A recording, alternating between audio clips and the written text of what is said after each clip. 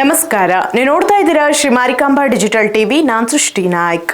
ಉತ್ತರ ಕನ್ನಡ ಜಿಲ್ಲೆಯ ದಾಂಡೇಲಿಯಲ್ಲಿ ಬೃಹತ್ ಸ್ವಚ್ಛತಾ ಅಭಿಯಾನಕ್ಕೆ ಚಾಲನೆ ದೊರೆತಿದೆ. ಶಾಸಕ ಆರ್.ವಿ. ದೇಶಪಾಂಡೆ ನೇತೃತ್ವದಲ್ಲಿ ಆರಂಭವಾದ ಈ ಅಭಿಯಾನವು 3 ದಿನಗಳ ಕಾಲ ನಡೆಯಲಿದೆ. ದಾಂಡೇಲಿ ನಗರದ ಕೆಸಿ ವೃತ್ತದಲ್ಲಿ ಬೃಹತ್ ಸ್ವಚ್ಛತಾ ಅಭಿಯಾನಕ್ಕೆ ಶಾಸಕ ಆರ್.ವಿ. ದೇಶಪಾಂಡೆ ಹಾಗೂ ಅವರ ಧರ್ಮಪತ್ನಿ ರಾಧಾ ದೇಶಪಾಂಡೆ ಸಾಂಕೇತಿಕವಾಗಿ ಚಾಲನೆ ನೀಡಿದರು.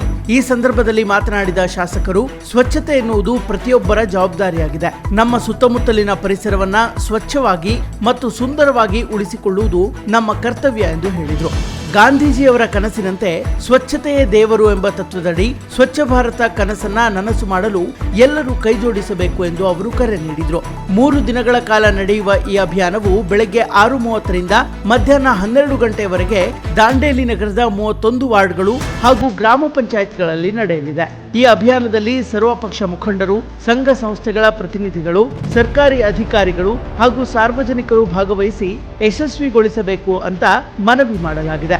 ಒಟ್ಟಿನಲ್ಲಿ ದಾಂಡೇಲಿಯಲ್ಲಿ ಆರಂಭವಾದ ಈ ಸ್ವಚ್ಛತಾ ಅಭಿಯಾನವು ಸಾರ್ವಜನಿಕರಲ್ಲಿ ಜಾಗೃತಿ ಮೂಡಿಸುವತ್ತ ಮಹತ್ವದ ಹೆಜ್ಜೆ ಇಟ್ಟಿದೆ.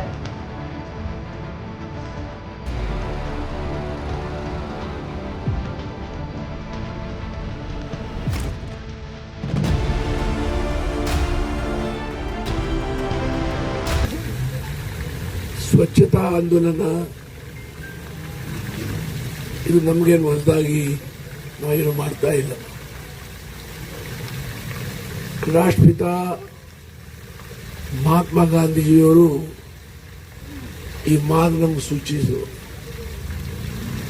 ಹಾಗಾಗಿ ಸ್ವಚ್ಛತಾ ಆಂದೋಲನ ಮಾಡೋದು ನಾವು ನಮ್ಮ ಸಲುವಾಗಿ, ನಮ್ಮ ಮನೆಯವರು, ನಮ್ಮ ಮಕ್ಕಳ ಸಲುವಾಗಿ, ನಮ್ಮ ಸ್ನೇಹಿತರ ಸಲುವಾಗಿ ಮತ್ತು ಪರಿಸರ ಸ್ವಚ್ಛ ಇಡುವ ಕಾರಣ.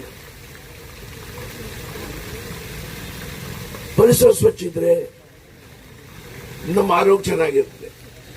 ನಮ್ಮ ಆರೋಗ್ಯ ಚೆನ್ನಾಗಿದ್ರೆ ನಾವು ಹೆಚ್ಚು ಕಾಲ ಬಾಳಬಹುದು, ಆರೋಗ್ಯಕರವಾಗಿ ಹೆಚ್ಚು ಕಾಲ ಬಾಳಬಹುದು. ಹಾಗಾಗಿ ಇವತ್ತು ನನ್ನ ಕಾಣಿಸದೆ ಕರ್ನಾಟಕ ರಾಜ್ಯದ ಇತಿಹಾಸದಲ್ಲಿ ಮೊದಲೇ ಬಾರಿ ಇಡೀ ಕ್ಷೇತ್ರದಲ್ಲಿ ಇಂಥ ಒಂದು ಸ್ವಚ್ಛ ಭಾರತ ಪರಿಸರದ ಸಂರಕ್ಷಣೆ ಪ್ರೋಗ್ರಾಂ ನಡೀತಾ ಇದೆ. ಇಡೀ ಹಳ್ಯಾಳ್ ತಾಲೂಕಾದಲ್ಲಿ ನಿನ್ನೆ ನಡೀತು, ನಾನು ಭಾಗವಹಿಸಿದೆ. ಹಳ್ಯಾಳ್ ಗ್ರಾಮಾಂತರದ ಎಲ್ಲ 20 ಪಂಚಾಯತ್ಗಳು ಮತ್ತು ಹಳ್ಯಾಳ್ ಪಟ್ಟಣ ಇವತ್ತು ಅಲ್ಲಿ ನಡೀತಾರೆ. ಇವತ್ತು ನಾಳೆ ನಡೀತಿದೆ. ಅದು 3 ದಿನ ಮುಂಜಾನೆ 6-6:30 ಗಂಟೆಯಿಂದ 12 ಗಂಟೆ ತನಕ. ಯಾಕಂದ್ರೆ ಏನಾಗಿದೆ, ನಾವು ಇಡೀ ದಿನ ಮಾಡ್ಬೇಕಂತಿತ್ತು, ಬಟ್ ಬಿಸಿಲು ಬಹಳ ಇದೆ, ತೊಂದರೆ ಆಗ್ತಾ ಇದೆ. ಹಾಗಾಗಿ ಹಳ್ಯಾಳದಲ್ಲಿ 3 ದಿನ ಆಗ್ತಿದೆ. ಇವತ್ತು ಮತ್ತು ನಾಳೆ, ನಿನ್ನೆ ಮುಗಿದಿದೆ. ಇವತ್ತು ದಾಂಡೇಲಿಯಲ್ಲಿ ಪ್ರಾರಂಭ ಮಾಡಿದ್ದೇವೆ. ದಾಂಡೇಲಿ ಒಂದು ಕೈಗಾರಿಕಾ ನಗರಿ, ಪ್ರವಾಸೋದ್ಯಮ ಬೆಳೀತಾ ಇದೆ. ಇಲ್ಲಿ ರಿಸಾರ್ಟ್ಗಳು ಎಲ್ಲ ಸ್ವಚ್ಛ ಆಗಬೇಕು, ರಿಸಾರ್ಟ್ಗಳು ಸ್ವಚ್ಛ ಆಗಬೇಕು. ಎಲ್ಲ ರಸ್ತೆಗಳು, ಎಲ್ಲ ಡ್ರೈನ್ಗಳು, ಎಲ್ಲೆಲ್ಲಿ ಹೊಲಸದೆ, ಎಲ್ಲೆಲ್ಲಿ ಕಸ ಇದೆ ಅದು ದೂರ ಆಗಬೇಕು. ಈಗ ಬಸ್ ಸ್ಟಾಪು, ಉದ್ಯಾನಗಳು, ಅದೇ ನಿಮ್ಮ JN ರೋಡ್ ಅದೇ ಅಲ್ಲ, ಇದು ಹಿಂದೆ ಬಹಳ ಹೊಲಸದೆ. ಕಮಿಷನರ್, JN ರೋಡ್ ಹಿಂದೆ ಗಟರ್ಗಳು ಅದಾವ ನೋಡಿ, ಅವೆಲ್ಲ ಕ್ಲೀನ್ ಆಗಬೇಕು. ಇದು ಒಂದು ಅವಕಾಶ. ಮತ್ತು ಆದಷ್ಟು ಮಟ್ಟಿಗೆ ಈಗ ಯಾವ ವ್ಯಾಪಾರಸ್ಥರ ಅವ್ರು ಹೇಳಿ ನೀವೇ ಮಾಡಿ ಅಂತ ಹೇಳಿ ಇನ್ವಾಲ್ವ್ ಮಾಡಿ, ಅವ್ರಿಗೆ ಮುಂದೆ ಅಂಗಡಿ ಇದೆ, ಹೊಲಸ ಹಿಂದಿದೆ, ಅವ್ರದ್ದೇ ಜವಾಬ್ದಾರಿ, ಅವರೆಲ್ಲ ಮಾಡಬೇಕು. ಸ್ವಲ್ಪ ಸ್ಟ್ರಿಕ್ಟ್ನೆಸ್ ಇರಬೇಕು. ಯಾರು ಮಾಡುದಿಲ್ಲ ನೋಟ್ ಮಾಡ್ರಿ, ಅವ್ರ ಮೇಲೆ ಏನು ಆಕ್ಷನ್ ತಗೊಳ್ತೇನೆ. ಸಾಮಾನ್ಯ ಜನ ಬಿಡಿ, ಅವರು ಬರ್ಬೋದು ಹೋಗ್ಬೋದು, ಅವ್ರನ್ನ ಒತ್ತಾಯ ಮಾಡಬಹುದಿಲ್ಲ. ಅದು ಯಾರು ಅಂಗಳ ಅದೇ ಅವರ ಸ್ವಚ್ಛ ಮಾಡಿರೋದ್ರೆ ನಾವೇನು ಮಾಡಕ್ ಬರ್ತೇವೆ? ಅವ್ರ ಅಂಗಳ ನಾವು ಸ್ವಚ್ಛ ಮಾಡ್ಕೊಬೇಕಲ್ಲ.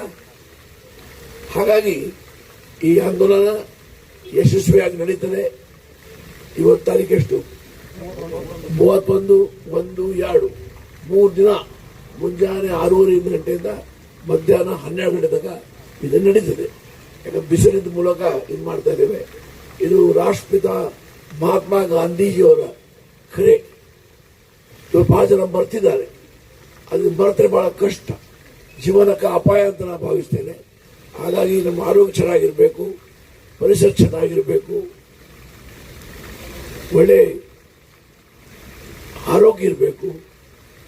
ಹಾಗಿದ್ರೆ ಪರಿಸರ ನಾವು ಚೆನ್ನಾಗಿರ್ಬೇಕು. ನಮ್ಮ ಶ್ರೀಮತಿ ರಾಧಾ ದೇಶಪಾಂಡೆ ಅವರು ಸಹ ಈ ಕಾರ್ಯಕ್ರಮದಲ್ಲಿ ಭಾಗವಹಿಸ್ತಾ ಇದ್ದಾರೆ. ಬಹಳಷ್ಟು ಹೆಣ್ಮಕ್ಳು ಮಾಡ್ತಾ ಇದ್ದಾರೆ. ಎಲ್ಲರಿಗೂ ಧನ್ಯವಾದಗಳು.